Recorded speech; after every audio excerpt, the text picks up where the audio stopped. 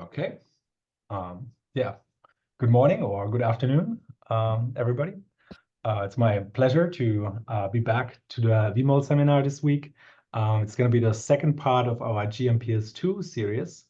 And today, Giovanni Andrea Vitale is going to walk us through the feature-based molecular networking workflow in GNPS2. And yeah, just to give you a very brief background about Giovanni. Giovanni is a chemist focusing on natural product chemistry. He did his undergrads in Naples in Italy, where he then also decided to do a PhD at the zoological station, followed by a short postdoctoral research before he then joined us in Tübingen. And now, yeah, he's still in Tübingen now, continuing in the lab of Chambers Youth, and I'm very happy to be privileged to work with him together on various projects in the lab. So without further ado, Giovanni, looking forward to your presentation, and the floor is yours. Thanks, Daniel, for the kind introduction, and hello everyone, and welcome to this second appointment of this new VMOL seminar series. And as Daniel said, this is also dedicated to GNPS2. Last time, Professor Wang Ming, the main developer of GNPS2, introduced the WOL ecosystem and a bit of classical molecular networking. Today, I will not dive into the WOL ecosystem, but I will focus my attention mainly on the how to run the feature-based molecular networking on GNPS2. So before starting, yeah, let's just briefly introduce like the topics that we will discuss today in this seminar. Yeah, okay. We will introduce a bit of principles of the feature-based molecular networking and of the MS in general. And then, as Daniel introduced, there is a hands-on session. So he just like share with you in a link, a shared folder, drive shared folder, where you can find a lot of materials that I will introduce you in a minute. And you can, if you already have a GNPS2 account, you can also follow me and do the analysis with me. So what we will face today is how to create an account on GNPS2, because this is not yet free. You need like an invite token, and how to upload your files through the file browser on GNPS2, and how to start and to run a feature-based molecular networking on this new platform, and how to analyze it, how to inspect the results of your molecular network, and visualize it on through an online visualization, and finally how to download them and how to download the results and how to visualize them on the software Cytoscape that is freely downloaded here. Here there are a bit of resources, and as I show you in a second, all these resources, all these links are also shared in the shared folder, so you can access them. And yeah, let's start. So whenever you will log in, whenever you will go on GNPS2, you will see like this interface, and whether you have a login. So you already have an account like I have. You can just click on here and basically log in. It's easy. But as I told you, this is not freely available as it was like GNPS1. So you need like a token access, a token, an invitation basically. And so if you want, like if you have a token and you don't know how to create your account, you can just click here, sign up, and all you need to do is to enter your username, password, email, and whatever. But finally, you need the buy token to activate and to really create your account. So before starting, we will create our feature-based molecular networking today, starting from data obtained to MZMine. So if you don't like, we will not go through into it, but there are plenty of tutorials that are also in the resources in the shared folder that Daniel shared with you, and you can like access them, and you can see how to create this through the MZMine software. So just to see the data that we need to effectively create a molecular network, a feature-based molecular networking. We have here a mass data file, which is an MGF file, which basically contains all the fragmentation, all the MS2 information of our data. And then we have a quantification table, which contains the MS1 data and the quantification information that we need for our molecular network to be a feature-based molecular network. These two files are mandatory. You need them if you want to create this kind of network. Then there are two other files that are optional, and both of these are obtained with MZMine. Also, this one is obtained through MZMine through the new ion identity molecular networking workflow, and this adds some kind of information to these ones. It adds like a new layer of MS1 annotation, so it's able basically with this file we can correlate altogether same adducts of different adducts of the same chemical species. While this metadata is the only file that we have to create by ourselves, and for your job you can use mine, the one that I shared in the folder, and you can just change the attributes. But why do we need this? Because this file is useful for data grouping. So if you want to see like a different how the data are structured and how a specific location contains different molecules, we can use this data, for example, to access this kind of information. So yes, now let's go to the shared folder very quickly.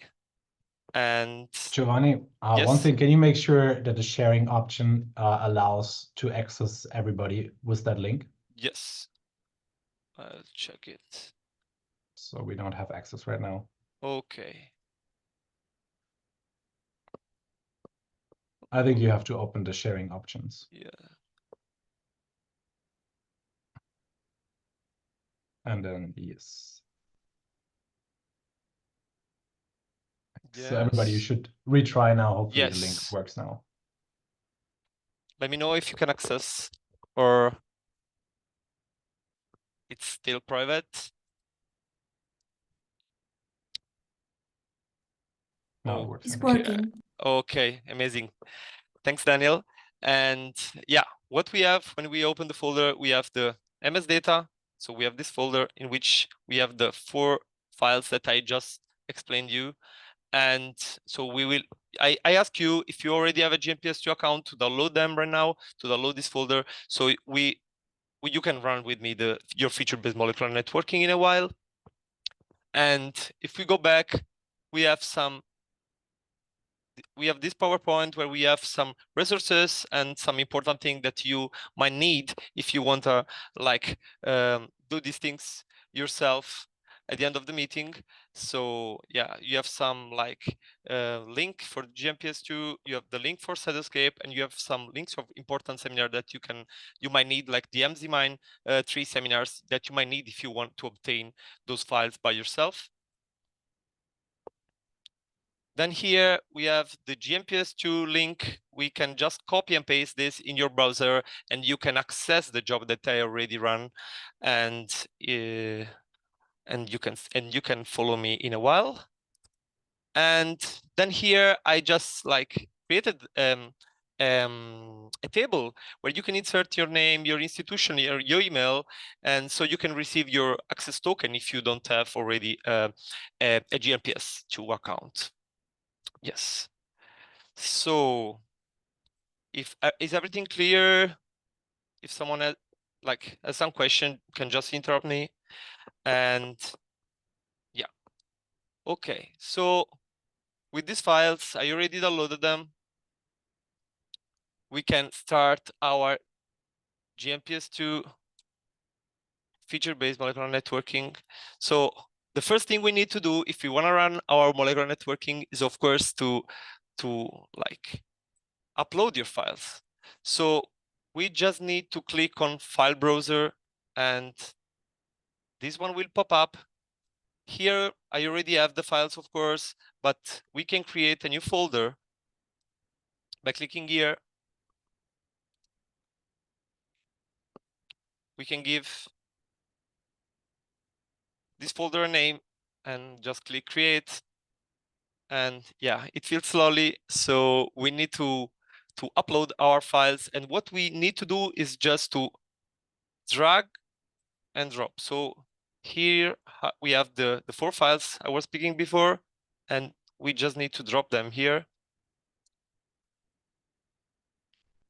And here we are. We have our files here. So we can just close this. We go here. And now we need to find the right workflow. So now we need to find the feature-based molecular networking workflow. So here there are all the workflows. We click on launch workflow, and you can like see all the workflow actually present on GNPS2. We have like 44 workflows. And the easier way to reach the feature-based molecular networking workflow is to just write here feature. And yeah, you will find this. And all you need to do is to click on launch workflow. This will pop up, and now what we need to do is, of course, to give like a name to our job. And yes, then we need to select the files, the 4 files that I showed you before. So we click on select input features. I go in my folder. You can go in yours. And this is the folder we created together. I will double click here, and you can see the 1, 2, 3, 4 files. Okay, so what we need is to accommodate the files in the right position. So we have the MS data, and we need to click here. Okay, I have to unclick this one afterwards. Yes, here we have the quantification table, and I need to put it here in input features. And then we have the additional edge file, and we need to place this here. And finally, we have the metadata file, which is here, and we need to put the metadata file here. So we close here. Also, like, did a mistake. I upload also my folder, the wall folder, so I can just remove it here. And I just check that this is the quantification. This is the input spectra, is the MGF file. Then we have the metadata. And then we have okay, this is the library, is always there. And we have the additional edge file, okay? Then, since we have high resolution data, these parameters are for low resolution. I would like suggest you to use something like this, something like 0.02, because this is the precursor ion tolerance and the fragment ion tolerance. Since we are using like an orbit trap for this data, we need to lower them. And as minimum peak intensity, since we already worked with this data, we already reworked this data with the MZMine. We don't need to refine this because we already cleaned them.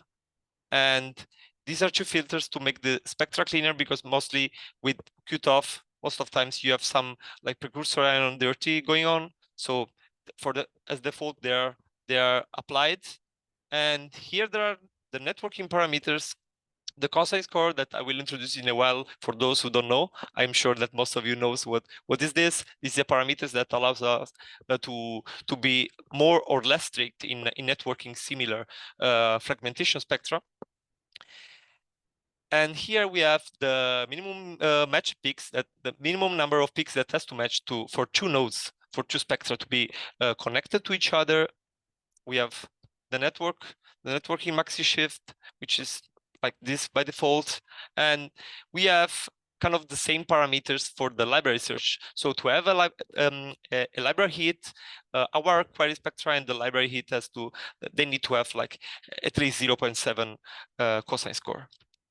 This is the number of matched peak between our query and spectrum and the library hit. And then we have also the options. By default is not applied, but we have also the option to do some analog search, so to find like fragmentation spectra in the libraries that are matching, although they are not the same molecules, so that they don't have the same precursor mass.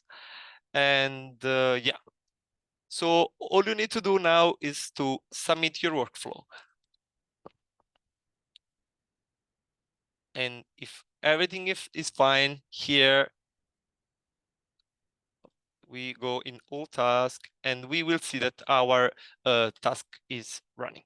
So in the meantime that we wait for this, hopefully for this job to finish, let's go back to the presentation.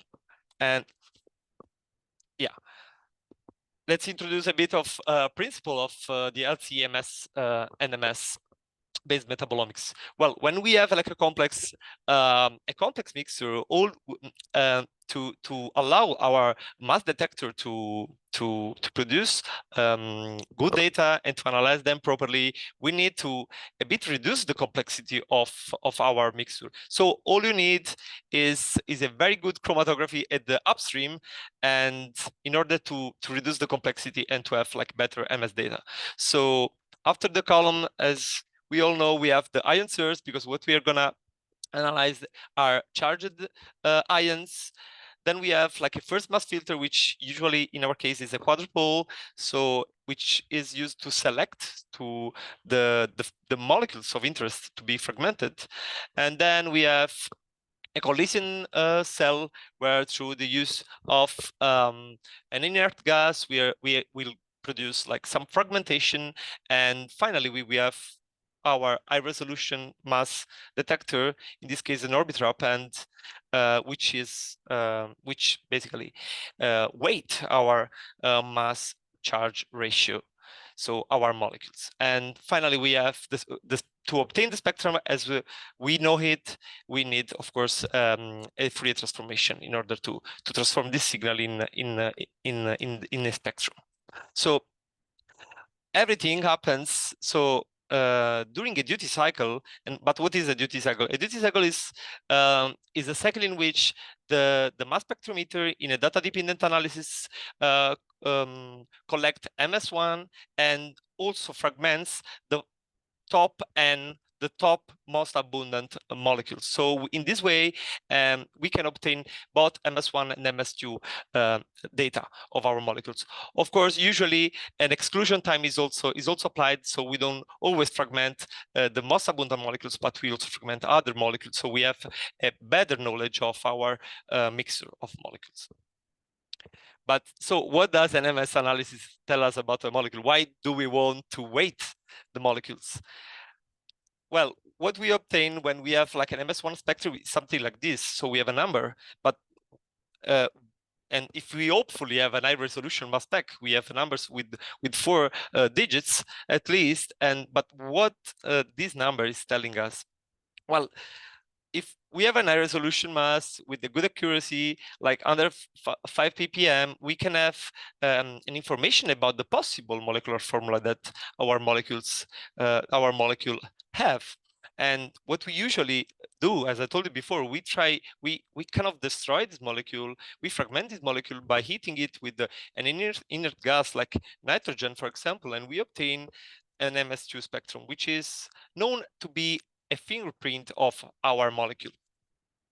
So, and on this fingerprint, so chemically similar molecules have a similar fragmentation spectra, and on this concept is built the concept of molecular networking, and that we are currently doing on the GNPS platform, but also other different tools like Sirius, which allows a chemical classification of molecules based on this fingerprint, and like de novo structure elucidation tools like MS Novelist. So yeah, let's introduce very briefly the molecular networking concept. So what we have when we do a data dependent analysis, we have like a bunch of fragmentation spectra like this, but if we think it to them like in a vectorial form, we can kind of correlate them to each other based on their similarity. And this is what we want to do. We want to group them based on their similarity. And just a very quick introduction on what the cosine score is. Basically, when two vectors are when the angle between two vector is close to 0, the two vector, the cosine of the two vector is 1, and when it's like close to 90, that's 0, and this means that the two vectors are in our case, our fragmentation spectra are similar or identical if the cosine score is right one, or completely different if the cosine score is close to 0. That's why we use 0.7, which is a good compromise to have a good networking and to network really similar molecules. So let's go back to our visualization. Of course, this is hard. Would be hard when we have like 7,000, 8,000, 9,000 fragmentation spectra to visualize something like that and to really check manually if the peak are corresponding to each other, if these two fragmentation spectra are similar. So the molecular networking concept is also to make an easier visualization of our mixture. So what we will obtain at the end of the day when we create our molecular networking is something like that. So similar fragmentation spectra are clustered together and are visualized in this way as clusters. So what we can do, we start from a very complex situation in which we have a bunch of fragmentation spectra, and we end with a situation like this in which we have clustered similar molecules with each other, reducing so the complexity of our mixture. But how can molecular networking help with the annotation issue? Because as we all know, very few molecules are annotated nowadays. So we have some spectral libraries like the GNPS ones, the GNPS1, and they contains like a discrete number of molecules. But since this is not yet enough to describe all the chemical diversity and to annotate most of the molecules in our molecular networking, like the tendency is to create like a fragmentation spectra, so spectral libraries starting from structure libraries, which are way larger than spectral libraries. But this is not enough, because the real situation is this: the chemical diversity we are facing and that is present in the world is way larger than all of those. So how can the molecular networking help with this? Basically, the molecular networking constrains the chemical space, because cluster chemical similar metabolites allowing us to have an overview of the big chemical diversity that is in our natural samples, for example. So, and we can do some, and at the end, thanks to the molecular networking, we can do something like that also using like chemoinformatic tools like Sirius. We can kind of cluster similar molecules and trying to constrain this space. Now, I told you that today we are speaking about feature-based molecular networking. Of course, there is also the classic molecular networking, which is the difference between the two. Someone might ask, and here there is an example. Here we have two samples, like sample A and sample B.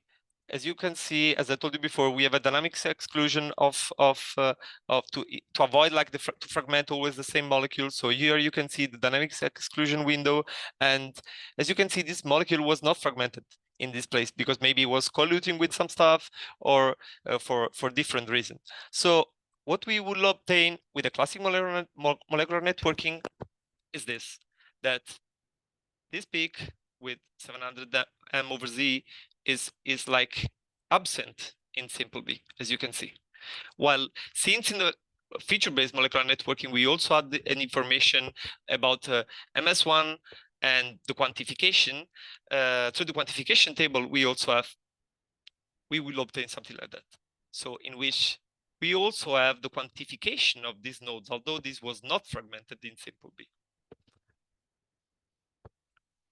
Okay, so now it's time to go back to our GNPS2 feature-based molecular networking job. Hopefully it's finished. If it's not finished, let's see.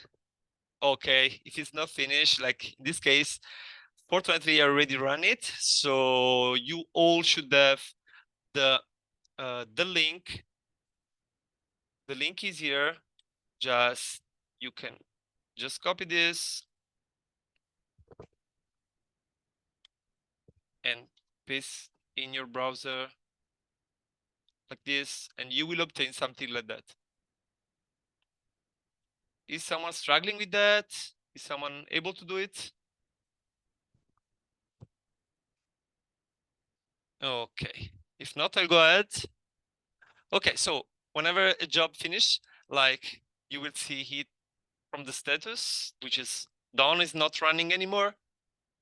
One thing that you can do when you are not happy, for example, with your networking or with your results, which is very immediate in GNPS2, I would say, is this. You can basically click here on clone, and you can just clone your job. And what you can do is that you have the same job you submitted, so you can easily here remove files and substitute with another file, or you can just change the parameters and then finally easily run it again and obtain a new molecular network. So this is something I like very much, and it's something very immediate on GNPS2. But let's go back to our interface. Yes, another thing here you can see, you can easily delete the task and so on. But let's pass to the results. Let's go to the results.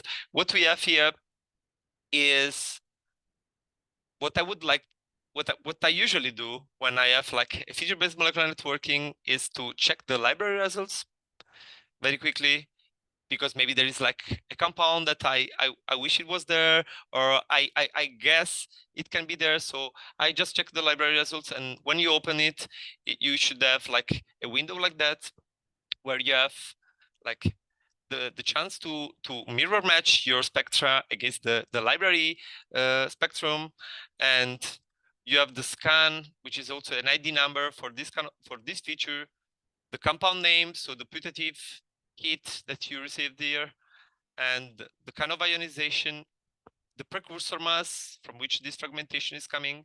The cosine score in this case is really high.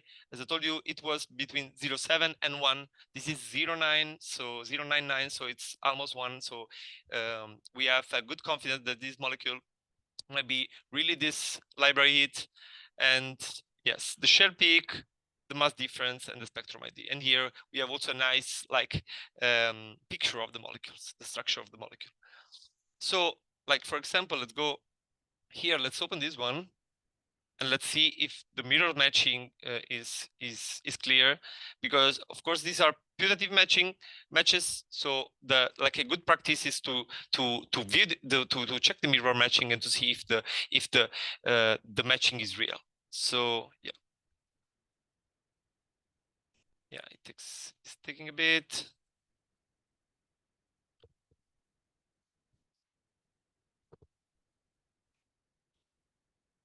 Yeah, it's taking more than usual. Okay.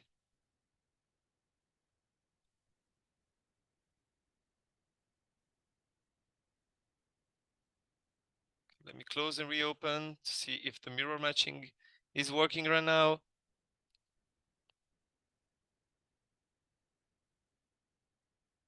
It's not. Okay. Was working till 2 seconds ago, but now it's struggling a bit. It's okay. Okay.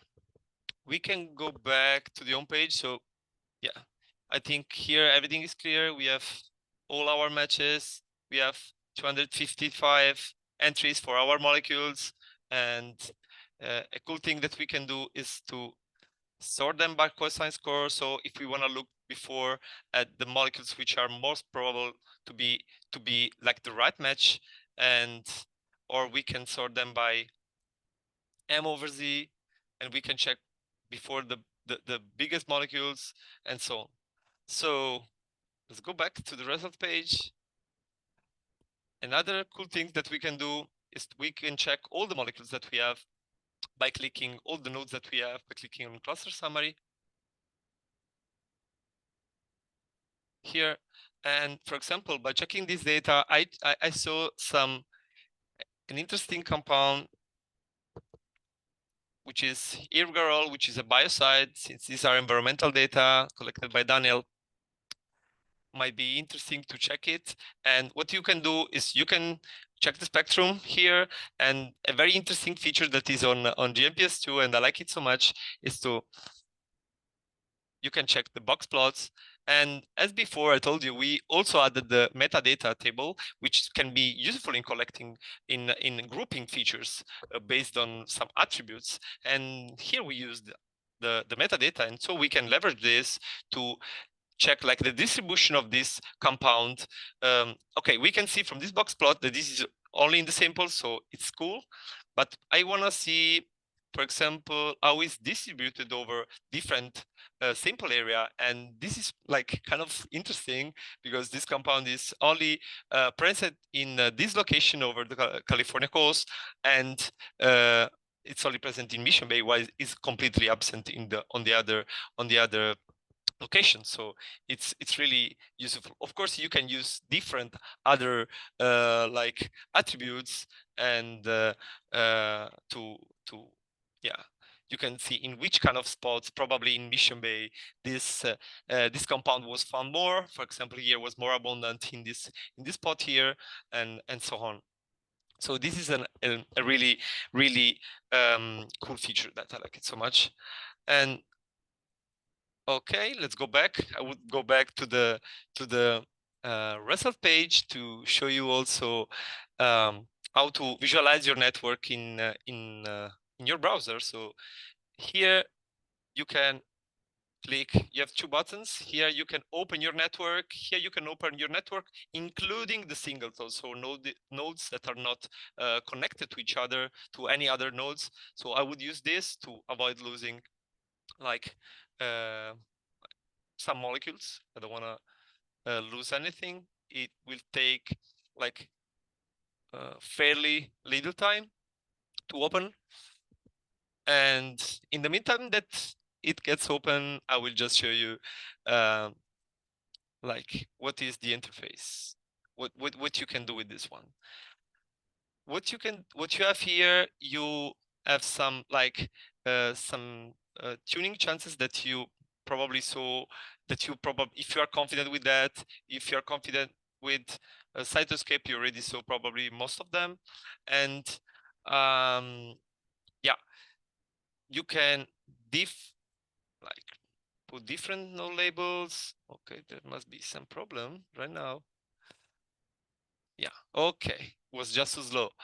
Okay, you can, what you have when you have your network, I will zoom in. You have these numbers, which are like the ID numbers of each node, and maybe we don't want to see them. We want to see like the M over Z value. So we can just click on node labels and just click on M over Z. Or we want to, for example, check the library match. We can also do it. Unfortunately, here we don't have any match, but for example, here we have some matches in here. And another thing that we can do, as I told you before, this is a feature-based molecular networking. So we can resize node based on the attributes, or we can do like a relative quantification. And for example, if we click on node size, and I don't know, I would go always on like sample area, if I can find it. Yes, here we can resize nodes, and okay, it will take some time. It's quite heavy computation, but it will resize node and will make bigger the nodes present in this location. Yeah, you saw it. Here we have these nodes that are bigger, so are more abundant in this location. Here we have some nodes which are bigger and are also annotated. For example, this one, and is most abundant, more abundant in this location. Something that we can also do to make our molecular networking more interactive is to label the edges, because maybe if they're connected, they're similar. So we want to check the delta mass. They're similar, but which is the difference maybe from one to the other? And we can see pop-upping like the mass difference between these two nodes. And something that you can do, and is very interactive, is that we can, by clicking on one node, we can check the spectrum, but by clicking on the edge, we can check both of them and see if this, for example, this mass difference makes sense. And in this case, might be like, I don't know. We don't have any ID for that molecule, so might be, I don't know what is happening. We cannot really understand. But if we find two nodes which are correlating, and we have, for example, in this case, we have like the identification of both, we can clearly see like the structure, both structures. This is not present, but both structures and both spectra at the same time. So we can kind of inspect this and trying to understand where the modification is. Okay.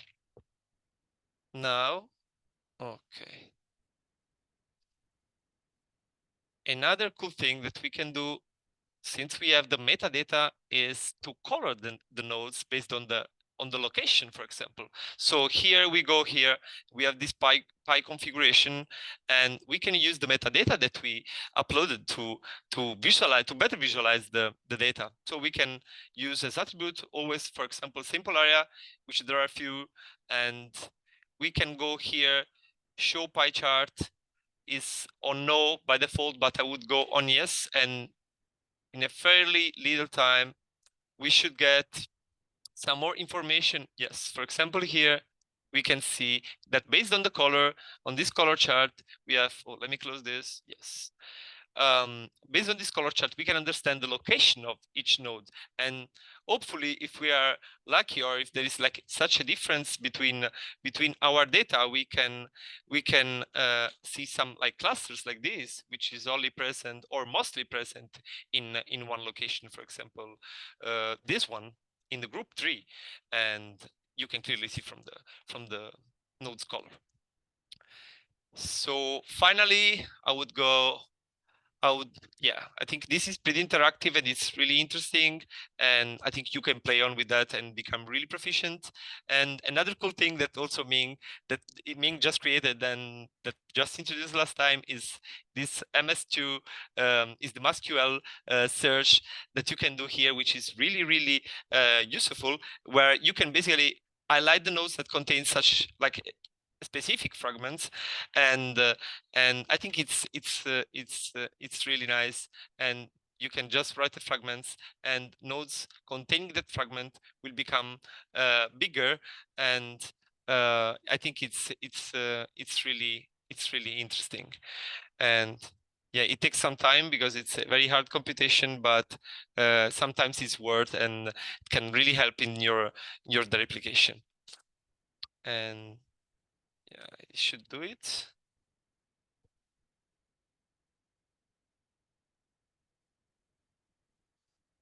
Okay, it takes some time, I guess we can skip it, but I think this is a really useful tool. And okay, let's go back and to our results page. And finally, what I want to show you and how to download your samples, or to download your results, because you can just do like a complete visualization of your results on Cytoscape, as I introduced you at the beginning. And to do that, you need to download the GraphML file. You can download this one as before. You can download this one where there are no singletons, or this one, which is the complete one. I always like to download this one. You just download it, and yeah, it takes some time. Then you can open your Cytoscape.